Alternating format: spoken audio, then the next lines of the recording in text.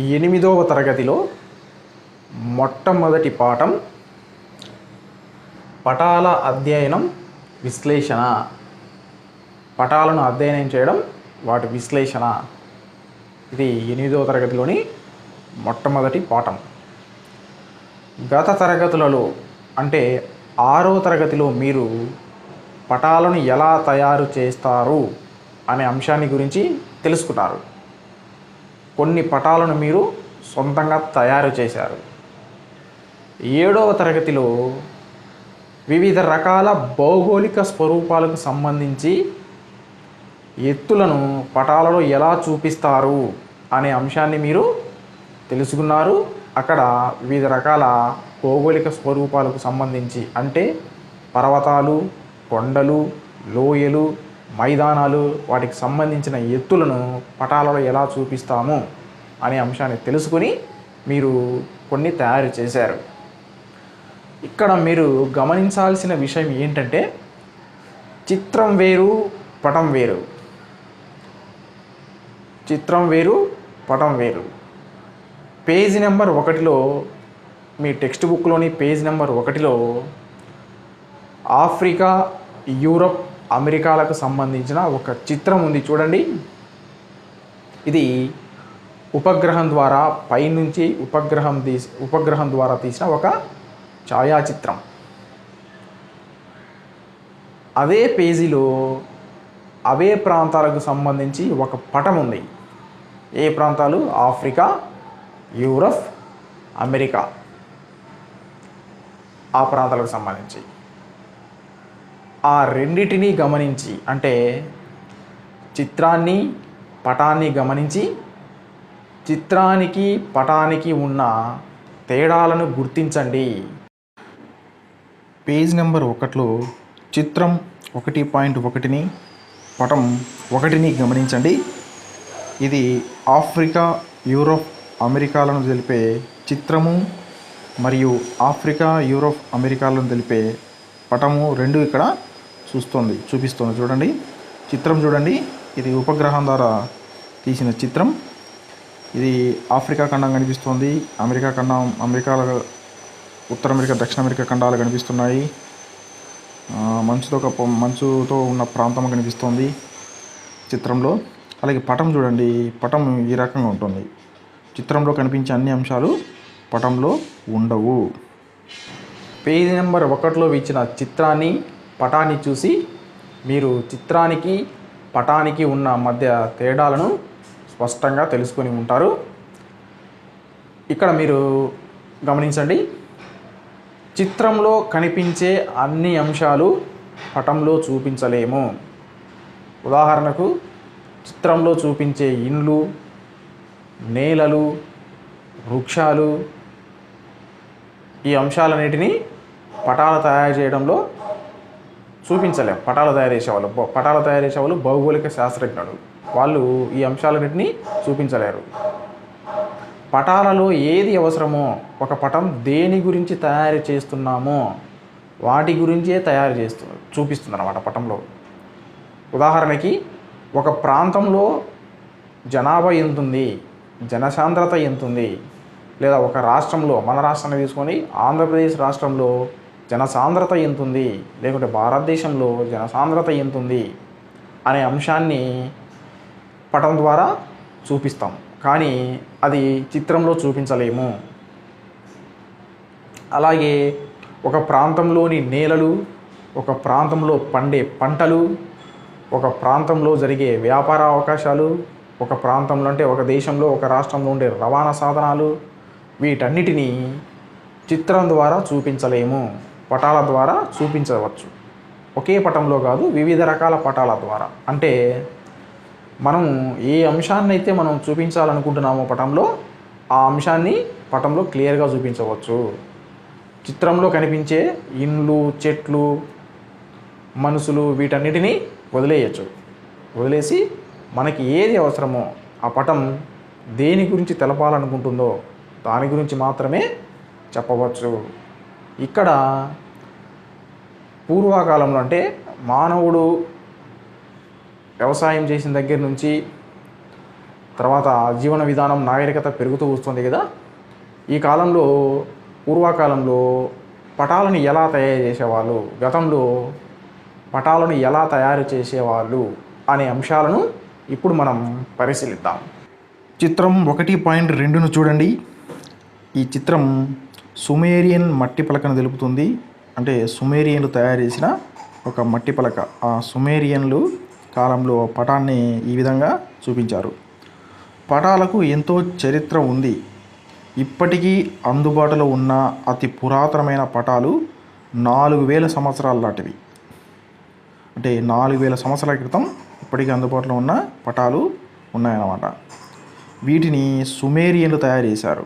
సుమేరియన్లు అంటే ప్రస్తుత ఇరాక్ దేశం. వీటిని మట్టి పలకల మీద వేశారు. సుమేరియన్ల దేవాలయాలకు చాలా భూములు ఉండేవి.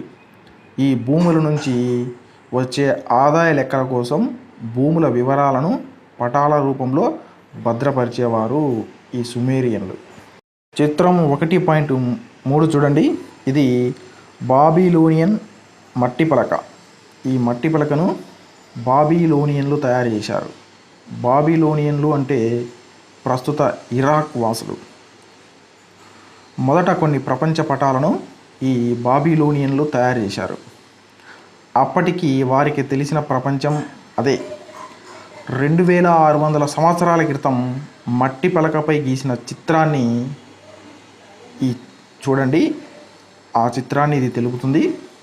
ప్రపంచం గుండ్రటి పల్లెం మాదిరి ఉందని వాళ్ళు ఊహించుకున్నారు. లోపలి వలయంలో వాళ్ళకు తెలిసిన కొన్ని పట్టణాలు, గ్రామాలు, నదులు, చిత్తటి భూములు, కొండలు ఉన్నాయి. ఈ పట్టణాలను చిన్న వలయాలుగా చిత్రీకరించారు. బాబిలోన్ పట్టణాన్ని మధ్యలో చూపారు. లోపలి వలయం బయట చేదు నది లేదా ఉప్పు నీటి సముద్రం ఉంది. దాంట్లో త్రికోణాకారంలో 7 దీవులు ఉన్నాయి. చూడండి ఈ చిత్రాన్ని. పేజ్ నెంబర్ 3లో పటం 2 ఉంది. ఇది ఎకీటియాస్ ఆధారంగా గీసిన ప్రపంచ పటం. కొన్ని ఆధారాల ద్వారా ఈ ప్రపంచ పటాన్ని గీయడం జరిగింది. అవి ఏంటంటే ఎకీటియాస్. గ్రీకు భౌగోళిక శాస్త్రజ్ఞుడైన అనాక్సిమాండర్ మిలేటస్కు చెందిన ఎకీటియాస్లు కూడా వివిధ ప్రదేశాలను తూర్పు నుంచి పడమరకు, ఉత్తరం నుంచి దక్షిణానికి చూపిస్తూ ప్రపంచ పటాలను తయారు చేశారు.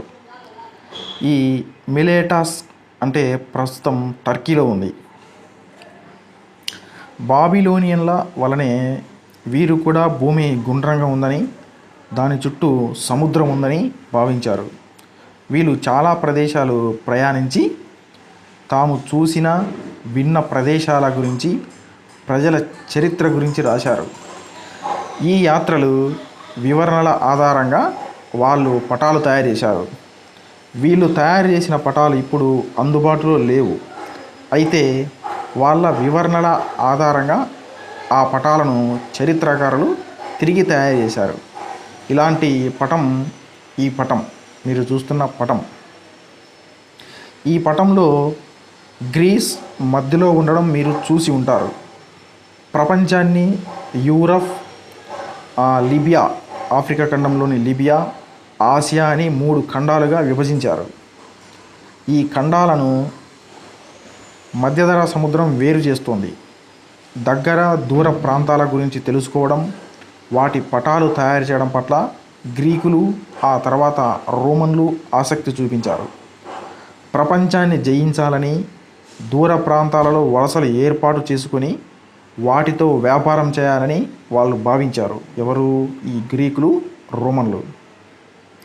2300 సంవత్సరాల క్రితం ప్రపంచాన్ని జయించాలని భారతదేశం వరకు వచ్చిన గ్రీకు రాజైన అలెగ్జాండర్ గురించి మీరు వినే ఉంటారు. అదేవిధంగా రోమన్ వ్యాపారస్తులు ఓడల మీద భారతదేశ తీరాన్ని చేరుకొని వ్యాపార కేంద్రాలు ఏర్పాటు చేశారు. వీళ్ళందరికీ పటాలు ఎంతో ఉపయోగపడ్డాయి. నావికులు ఉపయోగించే పటాలు చాలా ఖచ్చితత్వాన్ని కలిగి ఉండాలి.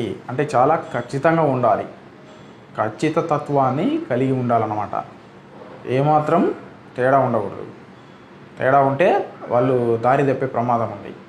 నావికులు అంటే ఎవరు? సముద్రం మీద ప్రయాణించే వాళ్ళు.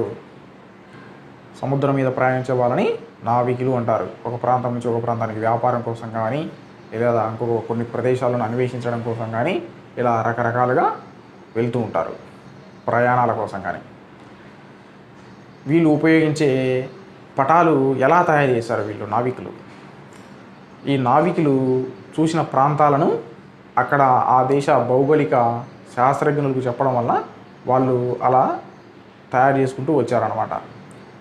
ఈ నావికులకు సంబంధించి పటాలను మొట్టమొదటగా నావికులు ఖచ్చితత్వం కోసం పటాలను మొట్టమొదటిసారిగా ఈ గ్రీసు దేశస్తులు మొట్టమొదటిసారిగా ఖచ్చితంగా గీయడానికి ప్రయత్నం చేశారు. వాళ్ళు ఎలా గీశారంటే చూద్దాం, చూడండి. మిట్ట మధ్యాహ్నమయ్యే అన్ని ప్రదేశాలను కలుపుతూ ఉత్తరం నుంచి దక్షిణానికి గీతలు గీశారు.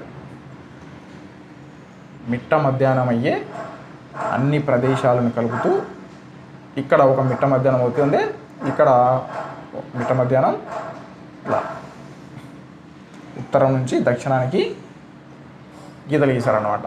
మిట్ట మధ్యాహ్నం అయ్యే ప్రదేశాలన్నిటినీ కలుపుతూ, ఒకేసారి మిట్ట మధ్యాహ్నం అయ్యే ప్రదేశాలన్నింటినీ కలుపుతూ ఇలా ఉత్తరం నుంచి దక్షిణానికి గీతలు గీసినారు. వీటిని ఏమంటున్నారు? మెరీడియన్ అన్నారు, రేఖాంశాలు అన్నారు. వీటిని రేఖాంశాలు ఏముంటుంది? ఈ రేఖాంశాల్లో ఈ రేఖాంశం ఉన్న ప్రదేశంలో అన్ని ప్రాంతాలలో ఒకేసారి మిట్ట మధ్యాహ్నం అవుతుంది. తరువాత మిట్ట మధ్యాహ్నంలో సమాన నీడ, మిట్ట మధ్యాహ్నంలో నీడ సమాన పొడవు గల ప్రదేశాలను కలుపుతూ ఇలా పడమట నుంచి తూర్పుకు, లేదా తూర్పు నుంచి పడమటకు కొన్ని గీతలు గీసినారన్నమాట. ఇక్కడ మిట్ట మధ్యాహ్నంలో నీడ సమాన పొడవులను కలిగి ఉంటుంది, ఇలా గీత గీసినారు. ఇప్పుడు చూడండి, ఇక్కడ గళ్ళు ఏర్పడినాయి కదా, వీటిని గ్రిడ్ అంటారు. వీటి సహాయంతో ఒక ప్రాంతాన్ని ఖచ్చితంగా చేరుకోవడానికి సాధ్యమైంది. ఇవి గీవడం 1 రోజు 2 రోజులు, 1 సంవత్సరం 2 సంవత్సరాలతో సరిపోలేదు, దాదాపు 2000 సంవత్సరాలు పట్టింది. వీటిని ఈరోజు మనం రేఖాంశాలు అంటున్నాం. వీటిని ఇలా అడ్డంగా గీసిన తూర్పు నుంచి పడమరకున్న అంశాలను అక్షాంశాలు అంటున్నాం. వీటిని గీయడానికి దాదాపు 2000 సంవత్సరాలు పట్టింది మానవులకు. నావికులు వెళ్ళిన ప్రాంతాలను అక్కడ చూసి వాళ్ళు భౌగోళిక శాస్త్రజ్ఞులు చెబితే వాళ్ళు దాని ఆధారంగా ఇలా రకరకాలుగా డెవలప్ చేసుకుంటూ వచ్చారన్నమాట. ఈ విధంగా గ్రీకులు మొట్టమొదటిసారిగా గీయడానికి ప్రయత్నించారు. నావికులు తమ ప్రాంతాన్ని, తమ గమ్యస్థానాన్ని కరెక్ట్గా చేరుకోవడానికి, లేదా వాళ్ళు వెళ్తున్న ప్రాంతం తప్పు అయితే ఇది తప్పు, ఈ మార్గంలో వెళ్ళాలని తెలుసుకొని సరైన మార్గంలో వెళ్ళడానికి కావాల్సిన పటాలను ఈ విధంగా వాళ్ళు గ్రీకులు తయారు చేశారు. మొట్టమొదటిసారిగా తయారు చేయడానికి ప్రయత్నించారు. ప్రాచీన కాలంలో ప్రఖ్యాత భౌగోళిక శాస్త్రజ్ఞుడైన టాలెమీ ఈ గ్రిడ్లను ఉపయోగించి పటాలను తయారు చేశాడు. చాలా మంచి పటాలను తయారు చేశాడు. ఇవి తయారు చేసి చాలా కాలం అయినందున టాలెమీ తయారు చేసే పటాలు ఇప్పుడు అందుబాటులో లేవు. ఇప్పటి వరకు మనం గమనించిన పటాలు యూరప్ దాని చుట్టుపక్కల ప్రాంతాలకు సంబంధించిన సరైన సమాచారాన్ని ఇచ్చాయని గమనించాం. చూడండి, యూరోప్ పటంలో గ్రీకు కానీ రోము కానీ ఇంతవరకు మనం గమనించిన పటాలలో గ్రీకు కానీ రోము కానీ మధ్యలో ఉంటుంది. వ్యాపారస్తులు, నావికులు తాము సందర్శించిన ప్రదేశాలకు సంబంధించి, తీర ప్రాంతాలకు సంబంధించి సందర్శించిన, అంటే ఈ వ్యాపారస్తులు, నావికులు వాళ్ళు ఏ ప్రాంతాలకైతే వెళ్ళారో, ఏ తీర ప్రాంతాలకైతే వెళ్ళారో ఆ ప్రాంతాలకు సంబంధించిన సమాచారం మాత్రమే ఈ పటాలలో కనిపిస్తుంది. దాని లోపలి సమాచారం ఈ పటాలలో కనిపించట్లేదు. ఉదాహరణకు నావికులకు, వ్యాపారస్తులకు శ్రీలంక బాగా తెలుసు భారతదేశానికంటే. అందువలన శ్రీలంకను బాగా పెద్దగా చూపించి భారతదేశాన్ని చాలా చిన్నగా చూపించారు. వాస్తవంగా భారతదేశం శ్రీలంక కంటే చాలా పెద్దది. కానీ అప్పుడు నావికులు, వర్తకులు వాళ్ళు సందర్శించిన తీర ప్రాంతాలను బట్టి శ్రీలంకను పెద్దగా చూపించి భారతదేశాన్ని చిన్నగా చూపించారు. పేజ్ నెంబర్ 4లో పటం 3 ఉంది చూడండి. అల్ ఇద్రీసి గీసిన పటం ఇది. అల్ ఇద్రీసి గీసిన పటం 1154 అంటే 1154 సంవత్సరంలో.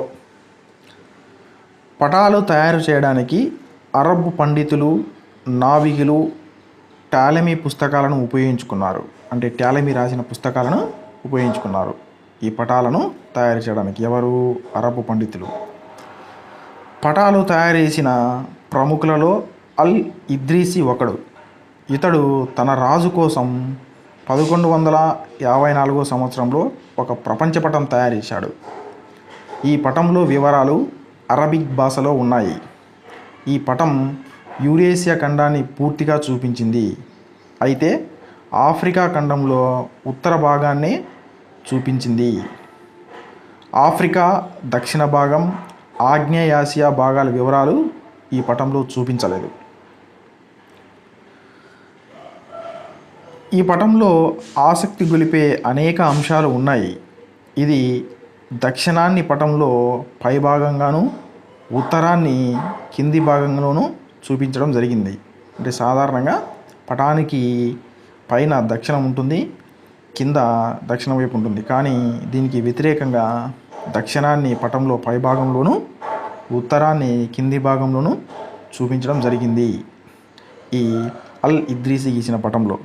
ఇది అరేబియాను పటం మధ్యలో ప్రముఖంగా చూపించింది. పేజ్ నెంబర్ 4లో పటం 4 ఉంది. ఈ పటం చైనాకు చెందిన డామింగ్ హన్ ఈతు గీసిన పటం. ఈ డామింగ్ హన్ ఈతు 1389 సంవత్సరంలో ఈ పటాన్ని గీయడం జరిగింది.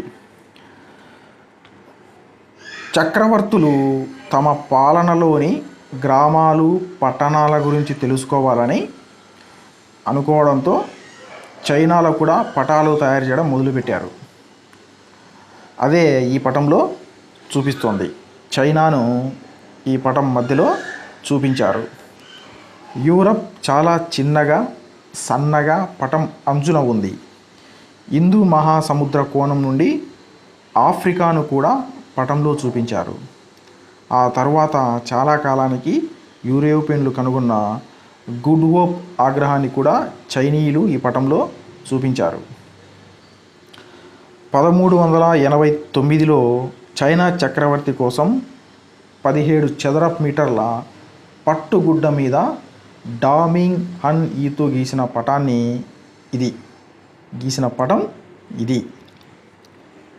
చూడండి ఈ పటాన్ని. పేజ్ నెంబర్ 5లో పటం 5 ఉంది. ఈ పటాన్ని చూడండి. ఈ పటం ఏం తెలుపుతుందంటే బైబిల్ ప్రకారం ప్రపంచ నమూనా. బైబిల్ ప్రకారం ప్రపంచం ఎలా ఉంది అనే అంశాన్ని ఈ పటం తెలుపుతుంది. టాలెమీ పుస్తకాలు లభించకముందు యూరోప్లో పటాలు తయారు చేసేవాళ్ళు. బైబిల్లోని మత భావనలతో బాగా ప్రభావితులయ్యారు.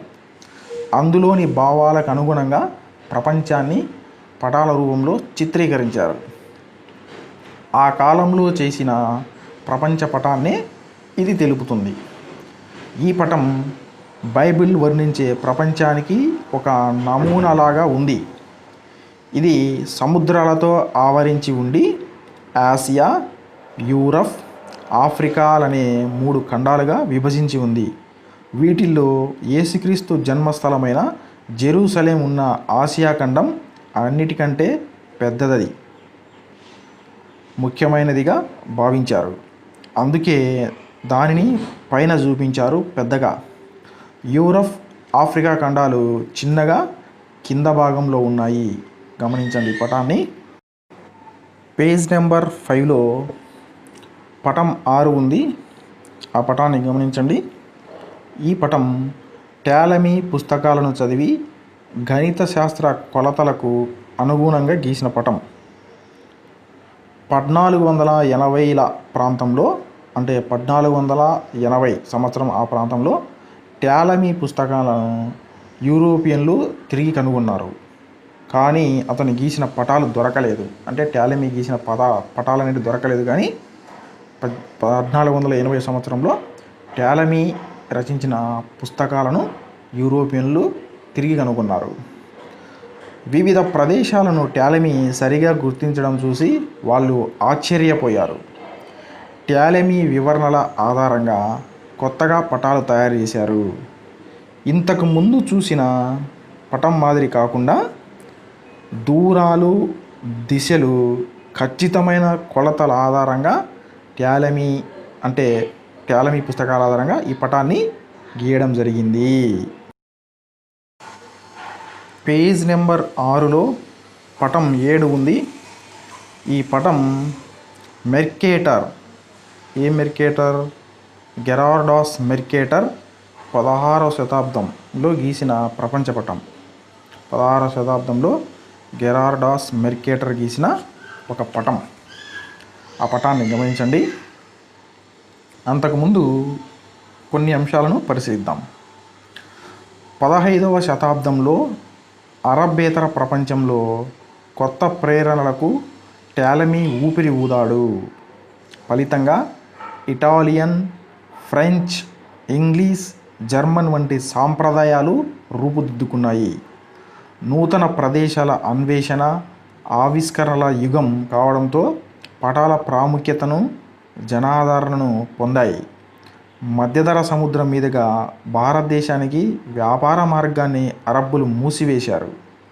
దాంతో భారతదేశానికి సముద్ర మార్గాన్ని కనుగొనడానికి పశ్చిమ యూరప్ అంటే స్పెయిన్, పోర్చుగల్, హాలండ్, ఇంగ్లాండ్ వంటి దేశాలు, ఈ దేశాలకు సంబంధించిన వ్యాపారస్తులు బయలుదేరినారు భారతదేశానికి సముద్ర మార్గాన్ని కనుగొనడానికి. ఎందుకంటే మధ్యధరా సముద్రం మీదుగా భారతదేశానికి సంబంధించిన వ్యాపార మార్గాన్ని మూసివేయడం జరిగింది.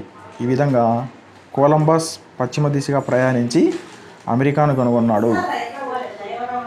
ఆఫ్రికాను చుట్టుముట్టి వచ్చిన వాస్కోడిగామా భారతదేశం చేరుకున్నాడు.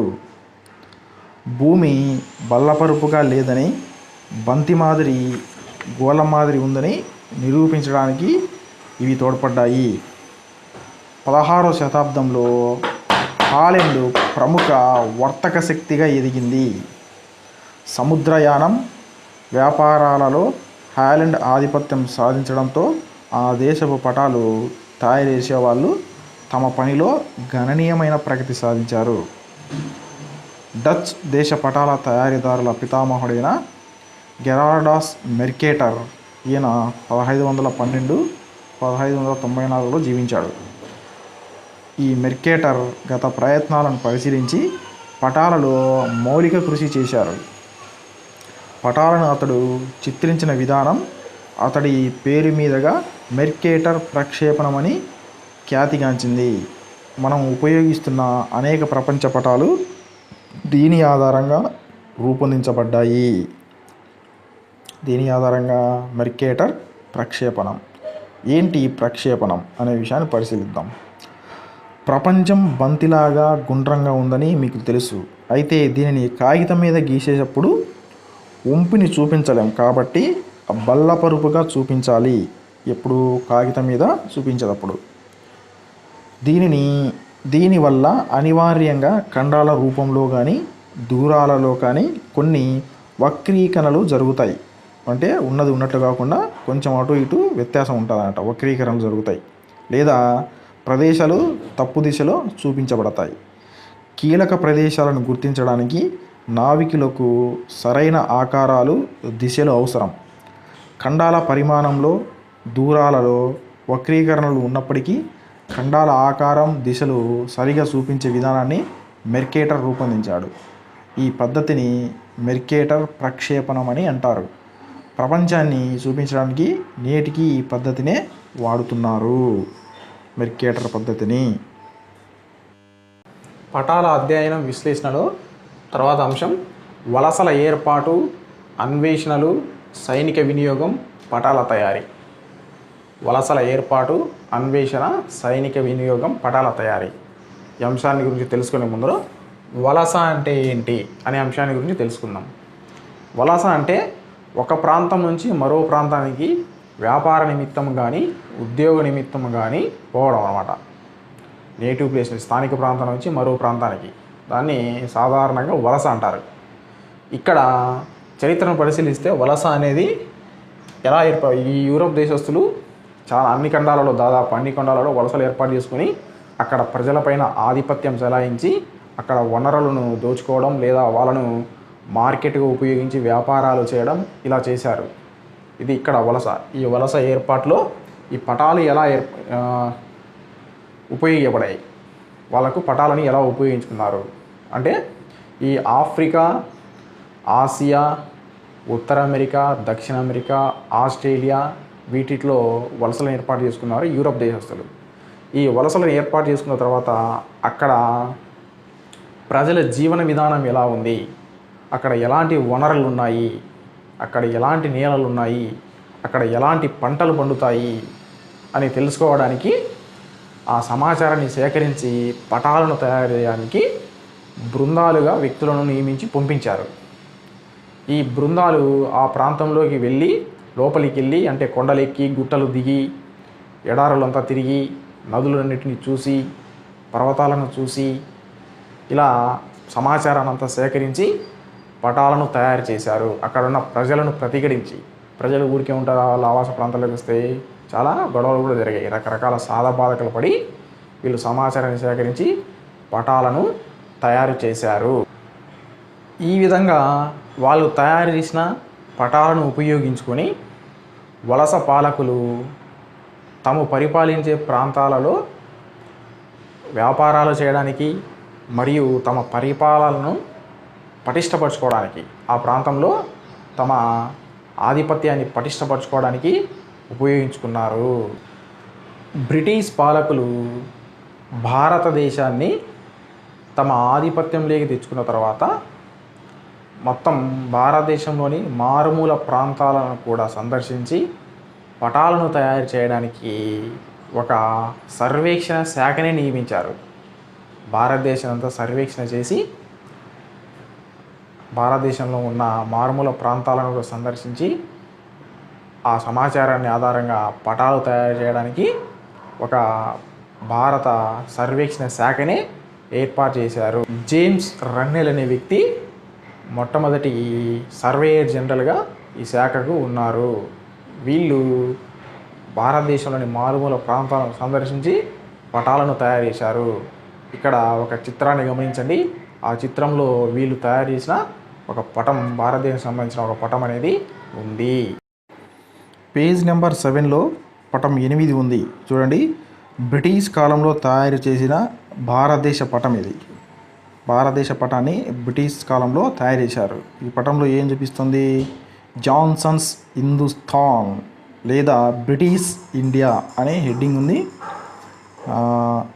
ప్రముఖ రేవు పట్టణాలైన కోల్కతా, చెన్నై, ముంబైలను పటంలో సపరేట్ విడిగా చూపించడం జరిగింది. ఈ పటంలో ప్రస్తుత పాకిస్తాన్, బంగ్లాదేశ్, ఇతర ఆగ్నేయ ఏషియా దేశాలు కూడా కలిసి ఉన్నట్లు మనకు చూపించడం జరుగుతుంది. ఇండియా హిందుస్థాన్ అనే పేరుతో చూడండి, చాలా చక్కగా బ్రిటిష్ వాళ్ళ కాలంలో ఈ పటాలను తయారు చేశారు. ఈ పటాన్ని తయారు చేశారు. ప్రపంచంలోనే అత్యంత ముఖ్యమైన భౌగోళిక సర్వేక్షణను అంటే భౌగోళిక సర్వేక్షణను 1802లో విలియం లాంబార్ట్ ప్రారంభించాడు. ఎవరు? విలియం లాంబార్ట్ అనే వ్యక్తి ఈ సర్వేక్షణను ప్రారంభించాడు. ఈయన భారతదేశంలోని చెన్నై నగరం నుంచి ఉత్తరంగా రేఖాంశాలన్నింటిని గీసి హిమాలయ పర్వతాల వరకు రేఖాంశాలన్నింటినీ గీసి సముద్ర మట్టం నుంచి వివిధ ప్రాంతాల ఎత్తులను నిర్ధారించినాడు. జార్జ్ ఎవరెస్ట్ అనే వ్యక్తి ఈయన ప్రారంభించిన ప్రయత్నాన్ని పూర్తి చేశాడు. ప్రపంచంలో అత్యంత ఎత్తైన శిఖరం ఎవరెస్ట్ శిఖరం. ఈయన పేరు మీదే జార్జ్ ఎవరెస్ట్ పేరు. ఈయనే మొత్తం ఆ పర్వతాన్ని కొలిసి దాని ఎత్తును నిర్ణయించాడు కాబట్టి ఆ పర్వతానికి ఈయన పేరు పెట్టారన్నమాట, ఎవరెస్ట్ శిఖరం అని, జార్జ్ ఎవరెస్ట్. ఎత్తులను సముద్ర మట్టం నుంచి కొలవడం జరుగుతుంది. ఇంతకుముందు మీరు తెలుసుకున్నారు 7వ తరగతిలో. సముద్ర మట్టం నుంచి ఎందుకు కొలుస్తారంటే మొత్తం ప్రపంచంలోని సముద్రాలని కలిసి ఉన్నాయి కాబట్టి సముద్ర తీర ప్రాంతంలో సముద్రం అంతా ఈక్వల్గా ఉంటుంది అన్ని ప్రదేశాలలో అని. ఈ విధంగా ప్రపంచంలో అత్యంత ముఖ్యమైన సర్వేక్షణ మన చెన్నై నగరం నుంచే మొదలయ్యింది. భారతదేశంలోని చెన్నై నగరం నుంచే మొదలయ్యింది. సైనికులకు, వైమానిక దళానికి అంటే వాయుదళ ఎయిర్ ఫోర్స్కి యుద్ధాల సమయంలో ఈ పటాల అవసరం అనేది చాలా ఎక్కువగా ఉంటుంది. మొదటి ప్రపంచ యుద్ధం, రెండవ ప్రపంచ యుద్ధ సమయంలో ఈ పటాలను ఎక్కువగా ఉపయోగించారు. తమ దేశాలకు సంబంధించిన సమాచారాన్ని తెలిపే పటాలను శత్రు దేశాల కంటపడకుండా చాలా ప్రభుత్వాలు జాగ్రత్త పడేవి. అంటే ఈ పటాలను చాలా రహస్యంగా ఉంచేవి. ఆ పటాల సమాచారం శత్రు దేశాల దగ్గరికి వెళ్లకుండా చాలా రహస్యంగా మెయింటైన్ చేసేవి అన్నమాట, చాలా రహస్యంగా భద్రపరిచేవి. కానీ నేటి కాలంలో అలా చేయడానికి సాధ్యం కాదు. ఎందుకంటే ఉపగ్రహ ఛాయాచిత్రాల ద్వారా ఎంతో సమర్థవంతమైన, ఖచ్చితమైన పటాలు ఈరోజు రూపొందుకుంటున్నాయి. ఈ పటాలను అధ్యయనం చేయడానికి, ఏదైనా ప్రదేశాలను అధ్యయనం చేయడానికి, ఒక ప్రదేశానికి వెళ్ళడానికి ఈరోజు ఈ పటాలను విరివిగా అంటే విస్తృతంగా ఉపయోగిస్తున్నాం. ఉదాహరణకి మనం ఒక ప్రాంతం నుంచి మనకు ఇంకొక ప్రాంతానికి, తెలియని ప్రాంతానికి వెళ్ళాలనుకుంటే ఈరోజు గూగుల్ మ్యాప్ను ఉపయోగిస్తున్నాం మన మొబైల్ ఫోన్లో. అలాగే అమెజాన్ లాంటి ఈకామర్స్ వెబ్సైట్స్, జొమాటో, స్విగ్గీ లాంటి ఆహారాన్ని సరఫరా చేసే చాలా వెబ్సైట్లు, ఓలా, ఊబర్ లాంటి రవాణా కోసం ఉపయోగించే క్యాబ్లు అన్నమాట, రవాణా కోసం ఉపయోగించే క్యాబ్లు ఇవన్నీ ఈరోజు ఈ పటాల మీద అంటే ఉపగ్రహాలు తీసిన పటాల మీద విరివిగా ఆధారపడి తమ కార్యకలాపాలను కొనసాగిస్తున్నవి. అంటే ఈ పటాలు చాలా అభివృద్ధి చెంది ఉపగ్రహ ఛాయాచిత్రాల ద్వారా నేడు ఉపగ్రహాలు తీసిన పటాలు నేడు చాలా విరివిగా ఉపయోగించుకుంటూ చాలా ఖచ్చితత్వ సమాచారాన్ని ఇస్తూ చాలా అంశాలకు ఉపయోగపడుతున్నాయి అనే అంశాన్ని గమనించాలి.